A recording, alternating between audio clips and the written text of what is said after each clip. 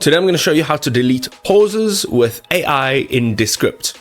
Ladies and gentlemen, we have a video clip over here and it is 8 minutes 41 seconds. What we actually want to do over here is remove some of the pauses. Now there are a few pauses in here which kind of make it difficult to really understand because of the large gaps in between. So what we want to do on the right hand side is, if you go to AI tools, there are a few options for removing pauses, okay? But the best way, because these are kind of like shortcuts, the best way to do this is go down to the underload, and this is where you'll be able to text or type and edit. So here I want to just say delete all pauses in my video clip, click on send. Literally all the pauses will be removed right now.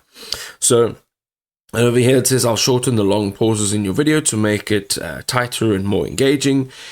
And now it says done. I've removed all the long pauses, and you can actually see the videos come down from 8 minutes to 4 minutes. So there were some great pauses over here. And whatever other changes you need to do here with regards to your pauses or pretty much anything else, you can do it right in over here, text-based.